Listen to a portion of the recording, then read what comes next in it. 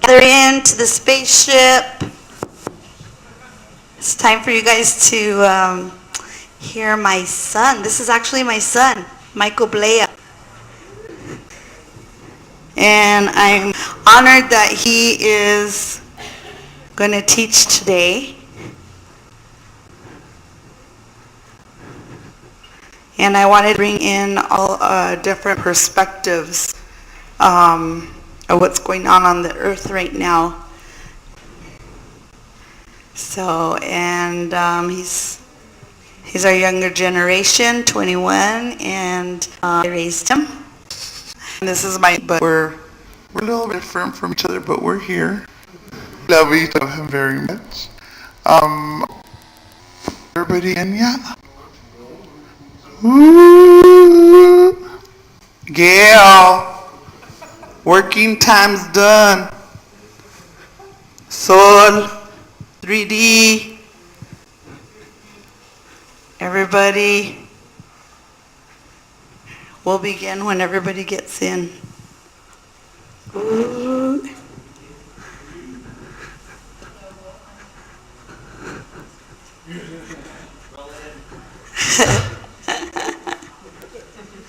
Yeah. So you guys having fun yet? It's a lot. It's a lot of wisdom, a lot of information. It's a lot for your brain and your body to take in, a lot of frequencies. Remember, try to ground yourself. So that way, yeah. Tonight, we'll take you up and back right down. So that way we can get grounded and then good tonight. After the Galactic sound bath. We'll have a lot of different energy coming in because some people are going to come just for the sound bath. And it'll be fun. It's going to be neat because the music just plays off of everybody's frequency. My son, he is a musician and he's a massage therapist too. So he's doing all kinds of different things. So I'm a son. And so I'll give the microphone over to them.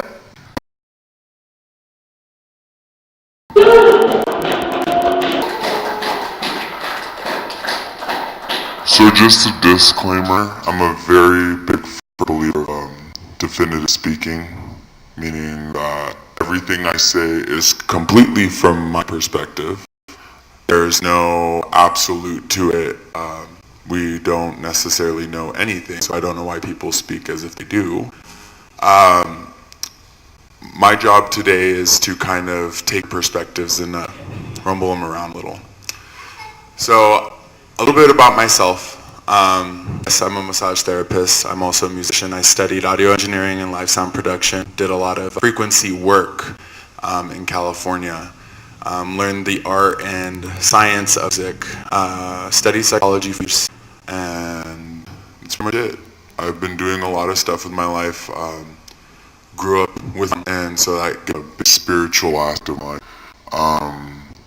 I've always been a person to question what is going on, why the way we are, why are humans so up, why do we do the things we do, you know what I mean? These questions have always been so repetitive because we happen to have the same habits, you know what I mean? We make excuses for our addictions, we glamour ourselves and convince ourselves of things that we cannot necessarily prove, but in our psychology and our psyche, it makes sense. I recently have become a follower of Yahweh through Hebrew teachings. I was blessed to meet the people that I did through massage therapy school, and it was during a time that I could have fallen into the paradigm of normal status Christianity. And I was lucky to find a Jewish man there who had spent his whole life studying millions of different teachings, translations, basically everything that I was trying to do with my life. I've done a lot of theology, I've done a lot of psychology, understanding humans, I've been people watching my whole life. I do have a question though. How many of you have actually seen an alien up close and personal? Raise your hand. Okay, what about Sasquatches? Do you include Aaron Gabriel in one of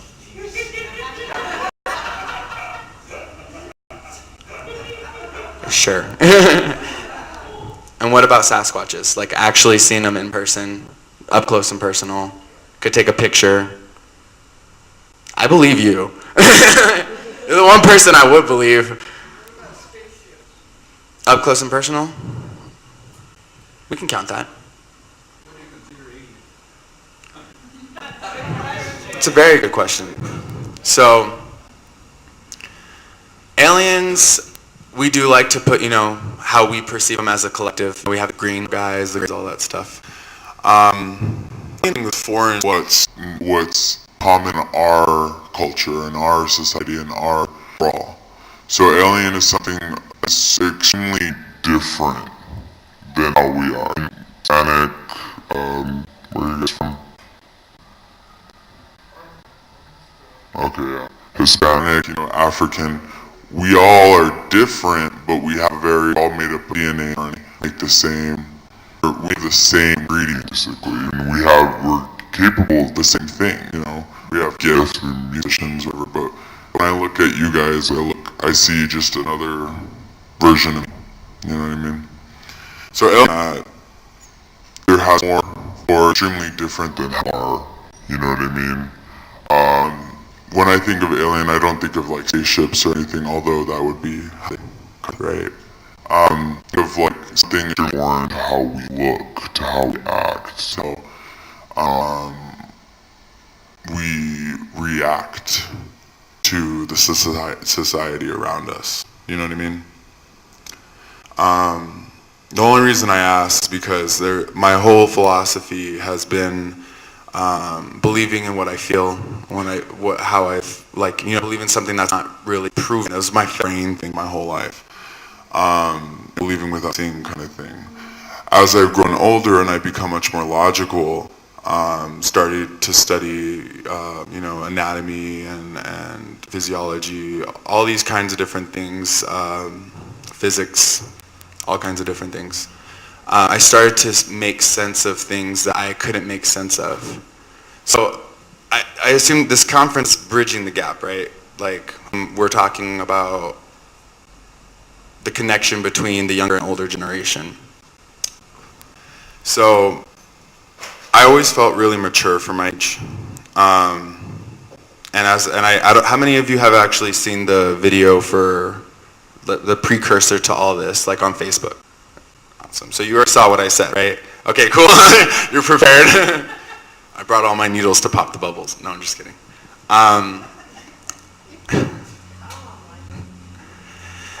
So for me, there's a lot of rabbit holes that we go into, and I was that kid who fell into a lot of the rabbit holes. As you're older, you have the capability to spend most of your life thinking about all these things and kind of getting caught up in the ether, not having to worry as much about your 3D self. But I was incapable of taking care of my 3D self. I was constantly high. I was constantly making rash decisions, not thinking things through. It wasn't until recently I honed down on my 3D self, focusing on my goals, and I talked about this in the video. Our younger generation, we're so caught up in the ethers, and some of us, we want to be there. That is our goal, is to be there and, travel and all that stuff. But some of us have I want to be a CEO, or I want to be a musician, or I want to be an artist. I want to be a successful artist. I want to be this or that or this or that, right? Well, you can't get there without hard work on this plane. And that's for the generation.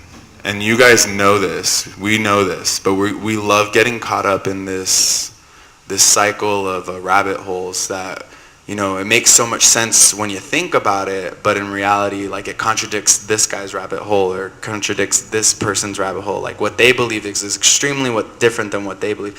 And the beliefs isn't really the matter. It's a matter of, are you capable of succeeding here on this plane?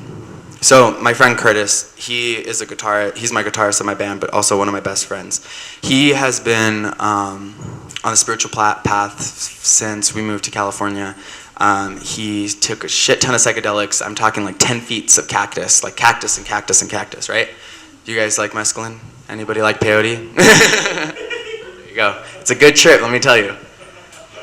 However, he's come to the point where everything he speaks is extremely definitive, and people, for example, so some of our friends are a little lost. They've maybe just got off of drugs or have a really hard home life. They're capable of being extremely aware to the point where all of us are. We're capable of being aware of ourselves. We're capable of making our own personal decisions. We don't thrive, or at least I don't thrive off of other people's beliefs. When you speak in a definitive manner, sorry, that spaghetti is getting to me.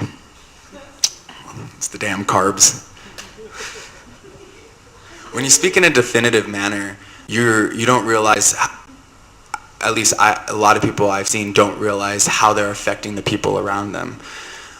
It's important, and especially when you're older, this is for the older generation, to always state your subjectivity to the situation. When you say that, this is this or this is that, I believe, I perceive, from my perception. Do you know what I mean? Because when you're speaking so definitive, someone who is passive-aggressive will take you as fact, not realizing that what you believe is your own path. That's something that you believe. You know what I mean? Not saying that it's wrong, not saying that it's right, but it's something you believe. And it could possibly affect this person in a negative way.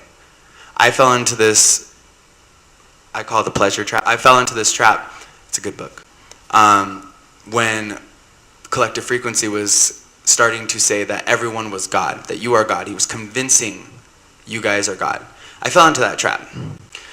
Believing that you are God is somewhat dangerous sometimes, because you believe that it leads to the belief of being void of consequences. You can do what you want and not be affected by it because you're God. You're almighty. You don't have to be available to consequences. You're not prone to them. You know what I mean? Which made me realize that language, the language of how they were using it, is it I am God or I am of God? See what I'm saying? So when you speak so definitively, there are consequences. Like every action has a reaction kind of thing. When you speak so definitively, you can lead people the wrong way. You can lead people astray, But when you speak from your perception, you kind of open that availability for them to be like, oh, well, I believe something different. This is actually what I believe. And then you can then bridge the gap through your language of what they believe and what you believe. That's really what it is. If we want to talk about gaps, language. I know English is one of the worst. It's okay. We will work on it. It's the psychology. I've been studying language. I've been trying to be extremely literate. It seems like I'm arguing when I talk to people, but in reality, I'm just pushing the boundaries of everything that they're saying to see their complete perspective from another consciousness point of view. You know what I mean? Because you can say, oh, I believe in energy. Well, what do you mean you believe in energy? You believe in light rays, you believe in frequency, you believe in what? You know what I mean? You believe in it. These languages, these words that we use in our language, are so vague. You know what I mean? For example, something that kind of threw me off was the whole music thing, the do, re, mi, fa, so thing. So, two things. First thing is light and color, particularly color. The way we perceive color and the way we perceive sound are in two different bandwidths. Secondly, when you speak that do, re, mi, fa, so, la, ti, do is within, like each one is correlating to a color, you understand that those translate, right? Like they go to different keys, they go to different octaves. You know what I mean? So the same, do, re, mi, fa, so, la, ti, do, re, mi, fa, so, la, ti. Those are all different frequencies. They may be the same note, but they're all different frequencies. Go ahead. But if you get high enough, you get into the actual spectrum through violet, which are harmonic judging. And if you go down, you are harmonic to the Gaia frequencies. So maybe the microwave echo created by a universe that has all the harmonies that are sub-harmonies. So that's one big explosion. Perhaps. I just believe that we are all, everything in life is kind of fractaled, you know what I mean, within itself. It's also possible that God carded and that we're all harmonies of that too. Or at least So they are still, so this again goes into language. This is how we're correlating bandwidths. You know, I learned the language of frequency, which how we use it as a nation in a sense. You know, when we speak about frequency music, if you go talk to an, what do they call it? Like the people who do your Wi-Fi, they'll tell you bandwidths because they're within a frequency range. I don't doubt that, like, you know, music is a fractal of colors. However, they are different. The human ear, unlike the dog ear, the human ear can only hear between 20 hertz and 20 kilohertz, which is cycles per second. So when you hear hertz, it's cycles per second. So a matter of up and down, that's one cycle. In order to hear colors, like the whole, and what is it called? When you can hear colors and stuff like that? Synesthesia. That's our, you must be shrooming. That's just a byproduct of the wires in our brain, kind of. So the synapse in our brain, there's a gap that is between two neurons, and that's what's the synapse. Synapses are usually enclosed within a capsule, and when things like synesthesia happens, it's usually because the capsule's broken, leaking into other synapse. What are they called? Synapse like wavelengths. So the different, like the way you smell is one synapse, but it's one pathway. So when you think of, you know, eyes, there's millions of synapses, millions of pathways, millions of opportunities for your brain to kind of mess up. Do you know what I mean? So, sorry, the logic and science of it all. You live with a cancer. If you live with a cancer, they will fact check you every day of your life. And I've lived with one for 8 years, so I'm pretty fact checked, okay? So, but in all actuality, our ears, the cochlear organ in our ears, the little shell-shaped thing, can only perceive, on average, 20 hertz to 20 kilohertz. We cannot necessarily hear colors. We can perceive sound and mix up the sensation of seeing a color in our brain, but you cannot physically see colors. Do you know what I mean? Or hear colors. Yeah, there you go. You can't see colors unless you're colorblind. I'll be quite honest, I wasn't entirely sure what I was going to talk about today. So I am going off of like what has been happening in my life, what I've been seeing, and what I talked about on the video, which was a lot of people losing track of themselves because of spirituality. They've used it as an excuse to be better than other people, or to do what they want, or you know, to be voided of their consequences. Which for me, as I've grown, and I'm still growing. That ringing is killing me. As I'm still growing, I'm growing, and for me, I can't be that person who uses spirituality as an excuse or to be better than anybody, else. I know I might trigger some people today. I have 30 minutes to do so, I'm sorry. I believe that, and don't take this in a negative way, because I'm a very morbid person, but I see the beauty in morbidity, if that makes sense. I believe that everyone is, and I told you this, is an equal piece of shit. I'm sorry. I know it might offend some people. I am no better than you. I don't care what I believe. I don't care if I know this more than you do. I don't care if I speak to freaking Yahweh, whatever you want to call it. I'm not better than you. What I've learned in my life is that we're all humans, and we all have our own illusions, and no matter what, you call yourself a doctor, you call yourself this, you're just a person. No matter how successful you are just a person. Now, don't discredit yourself. You've done a lot for you. You've successfully painted a picture. You've got that promotion. You did everything that you wanted to do for you. You know what I mean? But that doesn't make you better than anybody else. That doesn't void you of consequences. Just because you're the president, if you kill somebody, you're still going to go to jail.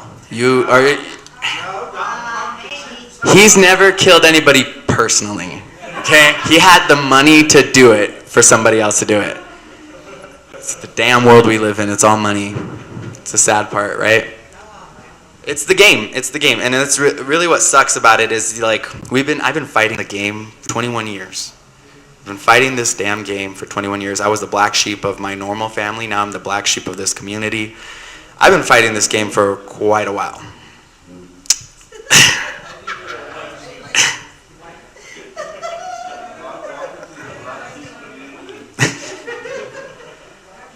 Everyone's falling off the cliff. Excuse me. I'm gonna go this way. Excuse me. Yes, ma'am. Yeah, let's go back to color. I love color.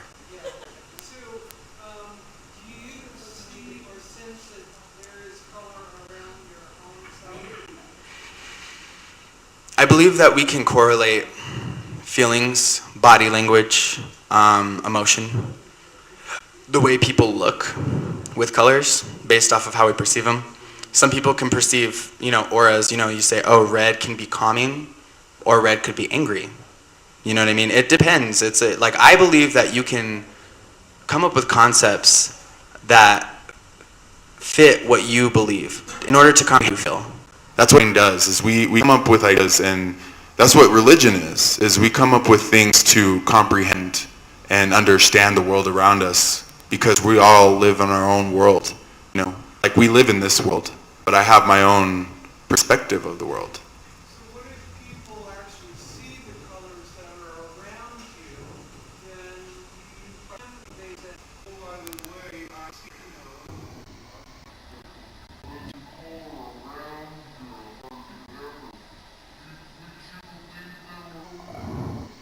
I would tell them, have you seen a doctor?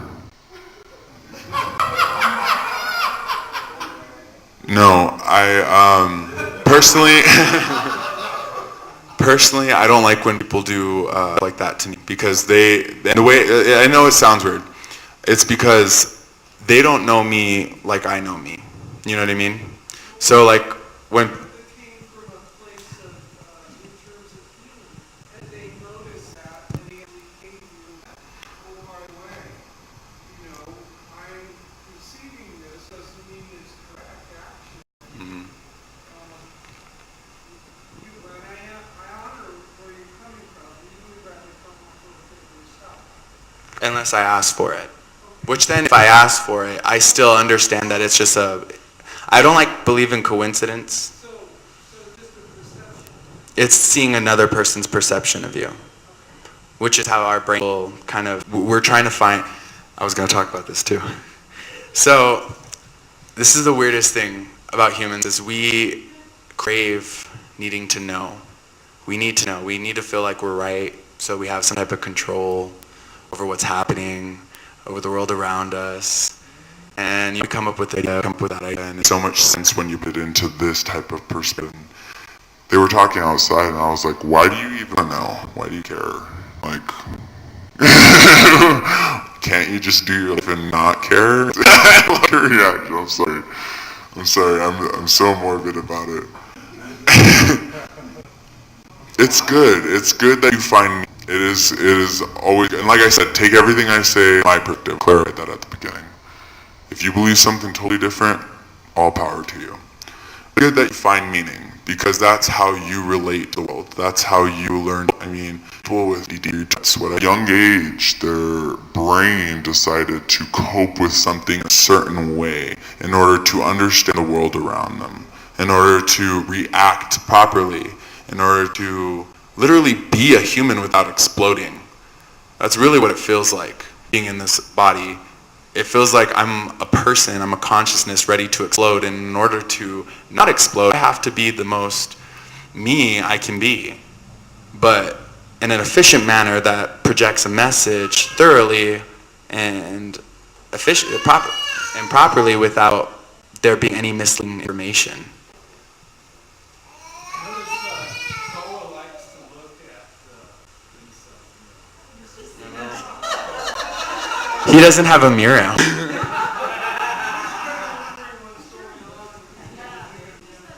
He's looking away from the audience. He's very shy.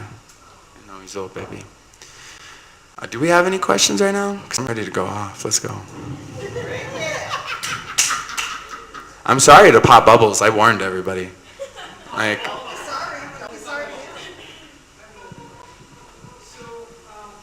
your term or your word was, it's kind of off the cuff kind of thing too, is you say a lot about being morbid. Can you explain what that is to you? melancholy. It's kind of that sad, beautiful. That's what my whole life is everything's kind of sad, but it's beautiful. You know what I mean? Does that make sense? Like sad poetry that makes you cry, but after you cry, you feel better. Yeah. That's literally my whole life. People don't get it. Yeah. I'm morbid too. Then no one gets it. One of my favorite movies is Leaving Las Vegas. That's a morbid reality, right? I've never seen it. He went to Las Vegas to drink himself to death. So, yeah, that's like just one of my favorite movies that I just connect with. So, I get you. It's because we find the beauty in that human aspect. I mean, no one's perfect. We all like to try to be perfect. We all like to speak as if we're perfect. So, Michael, talk about your experience on this earth being labeled as bipolar and ADD and how your peers deal with all that as well. I don't know what your guys' problems with labels are. I like them. Like, how else would we know that you're a male and you're a female? How are we going to communicate that that's brown and that's blue? Like, I mean, yeah, they're paradigms, they're concepts, they're still theories that we come up with, but we agree with in order to communicate properly. I liked being bipolar. I mean, I hated it when I was little. I've tried to commit suicide like 4 times, and I kind of got over that. Bipolar is what allowed me to see from the masculine and feminine. I have always hated myself, and then I've always loved myself more than anyone else ever could. I've always been logical, and I've always been creative. It's always put me on the polar opposites of side of things, allowing me to see things from millions of different perspectives. Throwing a little ADD in there, and then you got a really fast-working brain that can work and see from hundreds of different perspectives. It's kind of painful. It's kind of a lot. But like, I mean, I feel like people who identify with labels, that's really where the problem lies, is like, do you really hate the N-word, or are you allowing them to use the N-word against you? Do you really hate being called a faggot? Do you really hate being called gay? Why do you care? You know what I mean? I was bullied most of my middle school years because I was so flamboyant. I wanted everyone to know that I was gay. And I'm not gay. I'm going to throw that out there now. That is hilarious. I wanted, and when I hit high school, I was like, I'm a musician. What's your sexual? I'm a musician. Do you like? I like music. Thank you. I was bullied after that, ever, because I stopped caring. You know, like it's a matter of how do you allow the labels to affect you. We need labels. We need labels to communicate. It's how you let things affect you that really that we start giving it power. You know what I mean? I stopped caring when people were like, "Oh, that's so gay." They're like, "Oh, I'm so sorry." I'm like, "Dude, it was really gay. Like, you're not lying. It was pretty gay." So going back to labels, what about, like, it seems like there's these quote-unquote innocuous labels that are not so innocuous, like spiritual. Like once you label yourself spiritual, then there's these arbitrary bullshit expectations associated with that label. Have you studied any etiology? The study of words. Etymology? Is it etymology? Etiology. E-T-I-O-L-O-I-O-G-Y. Etiology is the study of causes of disease. Entomology. Entomology, then. The study of words. There you go. Ichthyology, I think, is the study of fish. And herpetology is actually the study of snakes. Reptiles. Words are funny, guys. For me, I think the word spiritual is more of a relationship than anything, because you can say you're spiritual, you could also say you're Christian and spiritual. You know what I mean? These are very vague terms. I don't like vague terms. I like very specific terms. Saying that you're spiritual can mean millions of different things. It can mean you're a witch. It can mean that you believe in hundreds of different things. I mean, I feel like in our community now, spiritual means that you study many different beliefs. We're like we're like the New Mexico of beliefs. You know what I mean? The California of beliefs.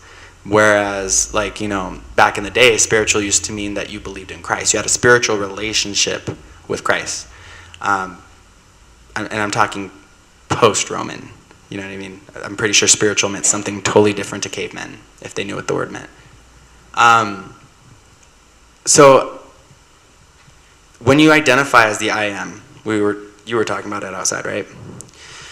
When you identify as the I am, it's a very dangerous game you're playing, because when you say I am, you're changing who you are based off of how you perceive you, but you don't realize how you're affected by everyone else that perceives you from that I am. Saying I am Christian. Well, now I know what that means, but I don't know how everyone else is perceiving me and how they're treating me differently because of that. So when you use such a vague term like spiritual, if you say it to my grandma, she'll be like, oh, he's a fucking witch. You know what I mean? Or if you say it to me, I'm be like, okay, well, he's part of this community. It's a matter of perspective. If you're a lot more detailed, you know what I mean? If you're a lot more detailed about who you are, then maybe people will be able to understand you better, and those labels won't be a nuisance. They'll be useful for them to understand you and for you to understand yourself. Does that answer your question? Yeah. Kind of on autopilot, guys. I'm sorry. Anyone else have questions? We could talk about music. What's your perspective on discerning truth from what people are trying to show you? That was a hard one for me. That was a really hard one for me, because I went 2 years in this community. Someone's truth totally contradicted this other person's truth, but everyone believed everything, and I was like, wow, what do I believe? You can say you could feel it in your heart. It resonates. I've learned that the heart will lie to you, and I know that's so hard for us to hear, but the heart is the one that makes you stay when your partner's beating the shit out of you, because you love them. You remember that? I remember that. Your heart tells you to do things that may not benefit you in the future, but may benefit you in the now. For me... You ever write country and western songs? You ever write any country and western songs? You got the philosophy. No. All my stuff is indie rock. Vague and speaks to brainwashed, to wake up. For me, I had no answer for that for a long time until I finally found Christ. You know what I mean? Because then, and it was weird, because I never thought I'd be the person to say that. So it's so weird right now. I never thought. But now, and I was blessed to meet my friend David, who had, given me the verbal tools to say, if you do not come in Yahweh's name, I don't want to deal with it. You know what I mean? And that doesn't mean it's from the Bible or anything. It means that it's truly coming from Creator. It's really hard to discern from our heart and our spirit, because our heart may want to, fool around, have fun, but it may not benefit us in the future. If, you're younger, in the younger generation, and you have discernment, you're working on discernment. Our generation's so ADD. You have to really just remember to respond rather than react, which is still something I'm learning. I mean, we react as I'm talking to you, your brain's reacting. But when you say something and you actually thought about it, then you respond. So. Consider it. Consider all the aspects. Have you ever seen Mr. Nobody? Anybody? Yeah. That's such a good movie. Think of all the ways things could just kind of play out, which is hard to do in this fast-paced world. But you got nowhere to be. Just remember that. I know it may seem like you got somewhere to be. I gotta go to work in like an hour. But do I really? You know what I mean? Do I? 3D is good, guys. If you can't make it here, you can't make it up there. That was something. Did you have a question? Yeah, I got a couple. I want to bring in the idea that you were talking about listening to the heart, and I also want to bring in the idea that perhaps like two frequencies of the heart, like the human emotions, which we often think of supposed to listen to, is like listening to our human emotions, which is where we get super Like instincts? all things, and then maybe like the idea of like the higher spiritual heart that is that heart of knowing. I don't know if you guys know this, but humans are fucked up. Okay? Let me tell you real quick, okay? This higher spiritual heart, doing things for good, doing good things for other people. We do it for ourselves. I'll admit that to myself. I'm not going to lie. We do it for ourselves. We give money to homeless people to feel better. We are nice to people at work because we know that if we are not nice, it's going to cause problems. You're going to lose your job, and then you're going to have to go find another job and start over. We do things for ourselves. It's not a bad thing. You know what I mean? It's good that we learn empathy as an adult. You know, we're like, you know, I don't want to treat this person like shit because if he punched me in the face, I wouldn't like it. You know, like, but that still comes from a selfish base. You know, like, I don't want to hit him because if he hit me, I wouldn't like that. I wouldn't like that, you know? That's it's an interesting question because when you do things from your heart, you're right, it's kind of an instinctual thing. You're doing it from, you know, lust or that feeling, human emotions. When you do things good for the overall, you're hoping that it comes back around, subconsciously at least. You're hoping that if, you know, you do a bunch of donations as a rich person that, you know, it'll increase your fortune because people look at you as a good person. You know, like we as humans, we do those things, you know. And it's not bad. It's not bad that we're selfish, you know, because we are humans. We are, like, we die alone. We're born alone. It happens, you know. But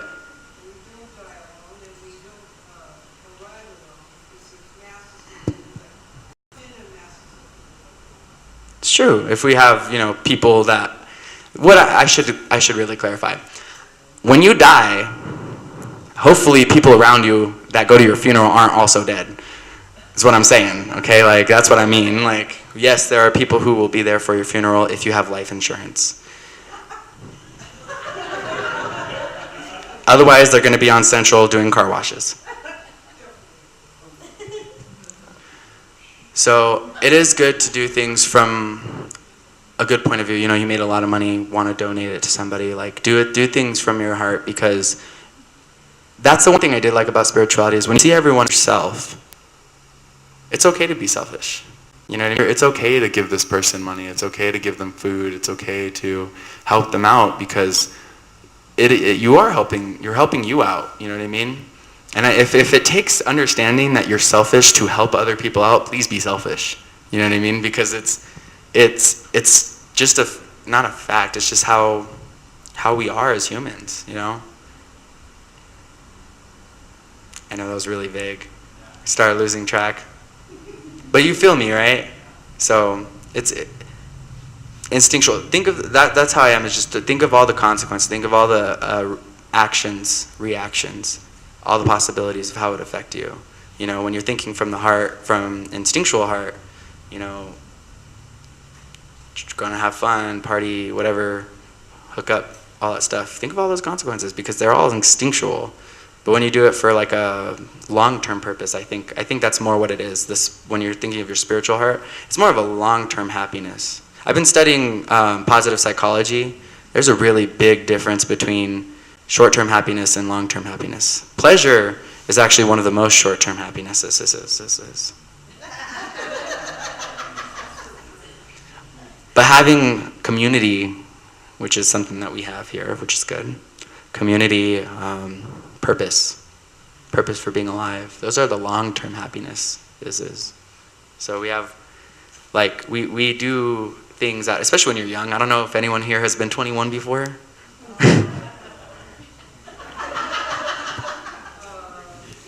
We're horny mofos, bro. I'm not gonna lie.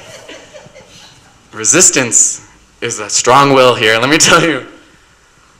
But having friends and a band and having people that I care about, you know, I can, and it is selfishly, you know, when I'm around them, I enjoy their company because I'm with them, you know what I mean? I'm aware of that. I'm glad that it's them rather than anybody else, you know. I think that kind of gives some sacred, but I do love them, and I do love my mom. I love you too. And I appreciate her, and I love arguing with her, apparently. Not from just your perspective, but the perspective of the whole of your generation. What do you think your generation needs? Motherfucking discipline. I want to hit everybody's kids. I'm 21 and I'm like, God damn! These damn millennials, feminism that, vegan this. Eat your meat. Shut up. Like, live your life and be kind to other people. Don't be a little demon. Sorry. No, I think for me it was and I said this in the video, was stop being so up in the ether. You know, be aware that you have a 3D body, especially because in the spiritual community we say, oh, these star beings, this is the first time on Earth, or blah, blah, blah. Well, let us get used to Earth, okay? Like, when I was up there, I lost my mind. My brain was in 10 different realms of, this is what's happening, and this is what's happening on another realm, this is what's happening on another realm. And then I was like, you know what? I need to be a musician. Why the hell am I doing this? Why am I tripping about all this? I need to make money, buy my instruments, make my music, and go do what I need to do. You know what I mean? I was so caught up, and it sucks because in the 3D world, you're fucking crazy. You know what I mean? Everyone sees you crazy. And that's what sucked the most about being me at that time, was because I was so up in the ethers and everyone was just like, it felt like the whole world was against me because I was against the whole world. You know what I mean? You gotta play the game. It's the shittiest thing, is you gotta play the game. And in order to beat the game, and in order to be that person that, you know, you're successful, you have to be here on Earth. You know, some of the elders, you guys, you're retired. You can travel and hippy-dippy all you want. You know, but I have $500 worth of rent to pay. I got a dog. I got all kinds of stuff that I have to pay, and I'm barely learning how to do it. And I've been doing it since I was 14. So we, like, as our younger generation, you need to learn how to do that. We need to kind of hunker down, be on this realm for a bit, and like get to the point where you have that free time to be spiritual and to go up in the ethers and stuff, because you can't just expect it. You can't just want it to be there and it be there. You have to work for it, you know? It's a shitty realization. Pop. Sorry. I had to do that. Sorry.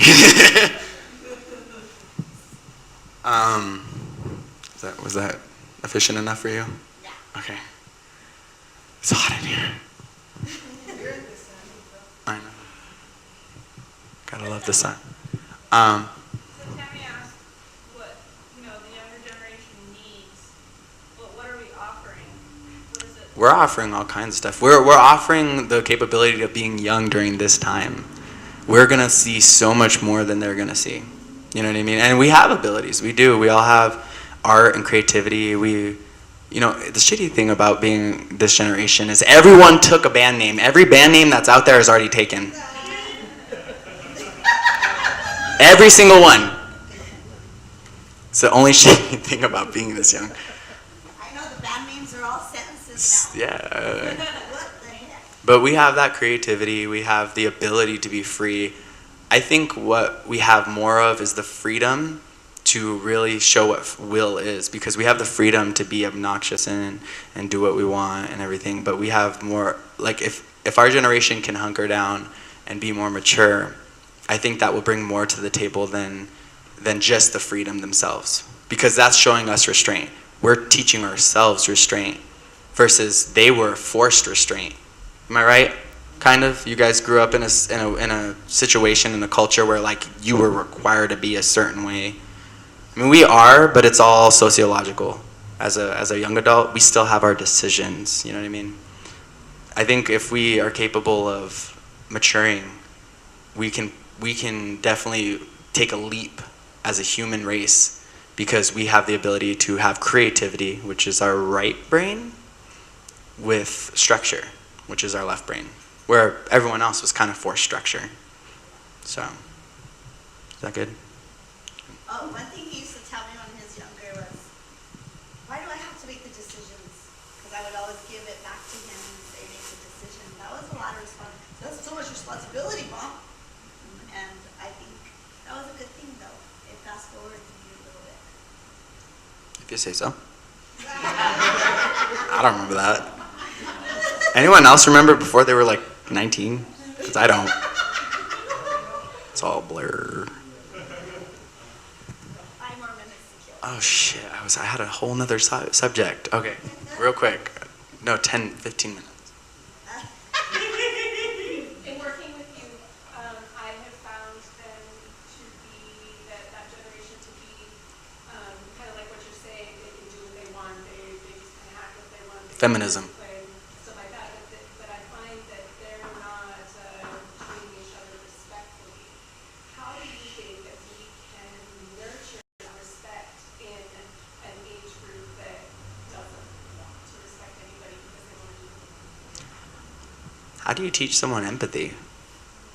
eye contact? I think they're all sociopathic.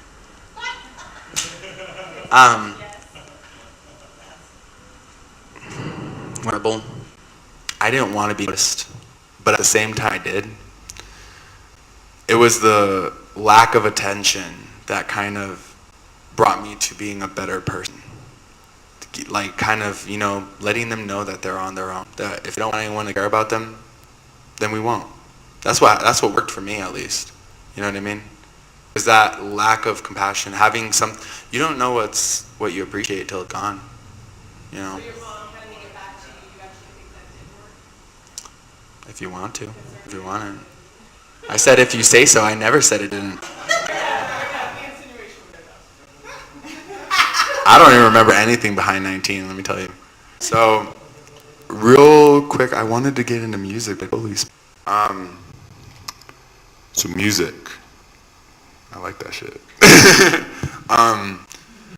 So with music nowadays, that's a really good bridge for people. It's a way we create culture. Art is the best way we create culture. It's how we create beliefs and understandings, perceptions, ways of thinking. When we live in a culture full of people who listen to nothing but pop music, we're all living in the same paradigm. And I talked about this in the video. When you live in the same paradigm, it's a lot harder to get out of when the paradigm is really big. You kind of have to push people aside and be like, excuse me, I'm trying to get out of here. If you start listening to a lot more smaller bands who haven't made it, who aren't really huge, have a big following, you start to kind of understand the much more raw material of where they're at, of where people are at. We're not talking about glamorous styles or drugs or anything like that. We're talking about our struggle of being a human and having religion and Understand sexuality and understand the world around us and the complications of breaking up and all this BS that it takes to be a human. You know what I mean? When you're following such a, and I don't know if I talked to you guys about this in the video. When you're following such a big person like Justin Bieber or Rihanna, they're not allowed to see their demons. They're not allowed to face them. They're not allowed to acknowledge them because the entire world's eye is on them. Whereas when you're smaller and you don't have a lot of people seeing your life, you're capable of looking at yourself and being like, I don't like that part about myself, or this is these demons that you have to face, and we write about them. We write raw material about them, where it's all subliminally in there, so we have an outlet of how we feel. You know what I mean?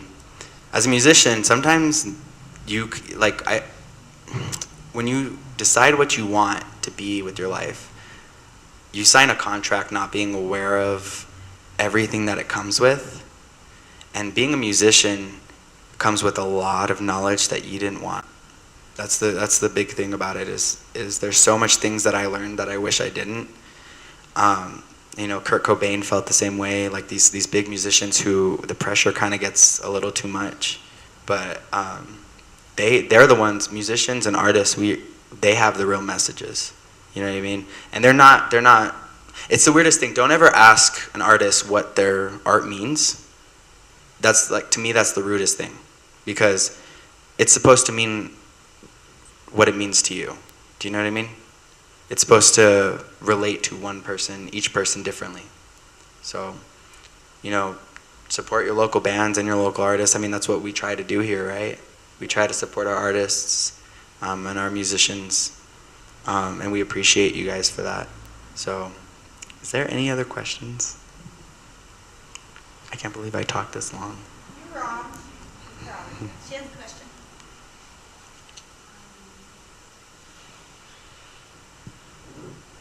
What do you feel would be most beneficial of the ones that are older to offer to the ones that are younger?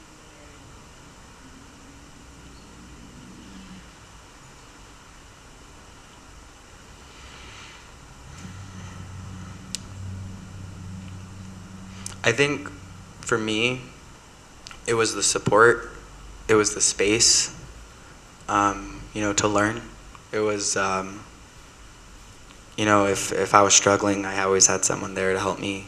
You know, just, it was kind of like a safety net, having a safety net for, you know, like, I didn't know what it was like for a car to break down until I was 16, and I lived on my own. And luckily I had my dad and my mom to help me out, you know, those kind of things where they're like, we as kids, we don't remember, like you guys learned already. I don't know if people were there for you, but we don't remember speed bumps in the road because we haven't faced them yet. You know what I mean? Sometimes those speed bumps can get a little crazy.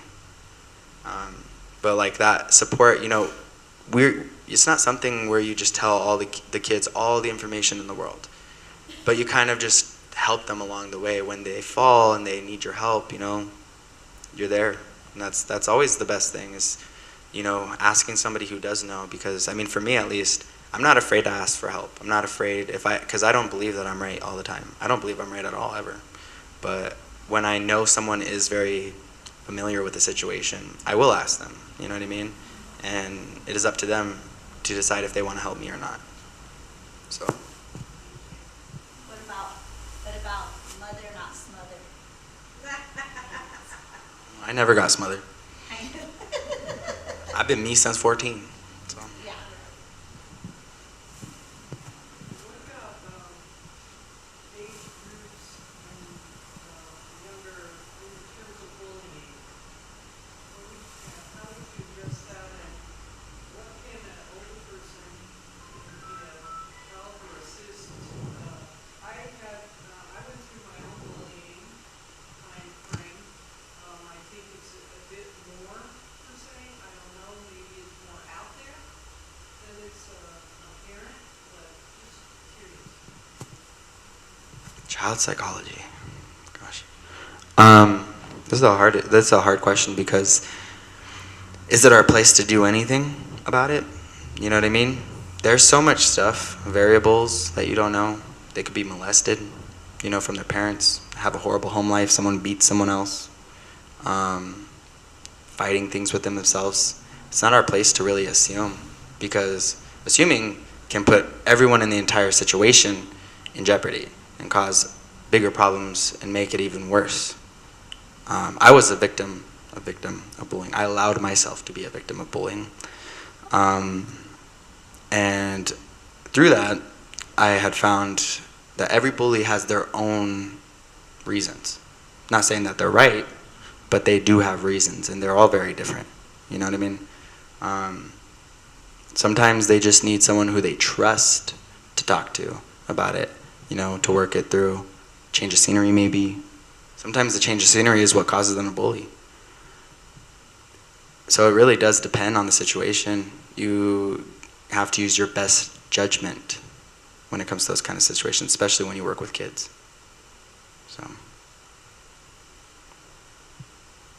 What would you say about how much of our lives are we responsible for? This is a philosophical question that is very big. So, free will, very teeter-tottering concept. Everything is meant to happen. So if I make this decision to come here today, was that my choice, or was it something that was going to happen anyways? Was it pre-planned? So like, if everything was pre-planned, so this is like kind of a contradiction with this kind of ideal. If everything was pre-planned, then everything that we were going to choose is not. It was already pre-planned, which means that our choices are not necessarily free will, because it was already pre-planned. It was already there. You know what I mean?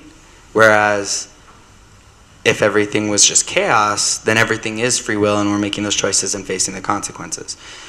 So what reality are we talking about? You know what I mean? It's a question that even the oldest person here couldn't necessarily answer. If I give you a definitive answer, is it really necessary to believe me? You know what I mean? I could say 50%. Does that make sense? Does it matter? We should believe you 50%. If you want. We can believe you about whatever percentage we want. Exactly. I would say that free will, Mr. Nobody again. I love that movie. Free will is it's a good movie. Free will is just a concept we give ourselves to feel like we are in control again. Everything's happening the way it's happening. So, it's those kind of questions, it's just another rabbit hole. You just gotta do you, have faith. I'll say 20%.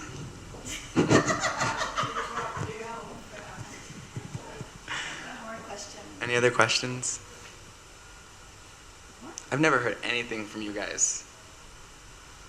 Oh, good. You must have sensed it. On the edge of my seat, about to say it, and I just wanted to commend you and show gratitude for just coming up here and being just like raw, real, authentic yourself, because it really is a good refresher and reminder of what it's like to be young and then amplify with everything else this generation has to deal with. And it does take me back to a time where I felt like you did. And it took the evolution of my 3D life experiences to get to the point where I can start to dabble in, hippy-dippy fun shit.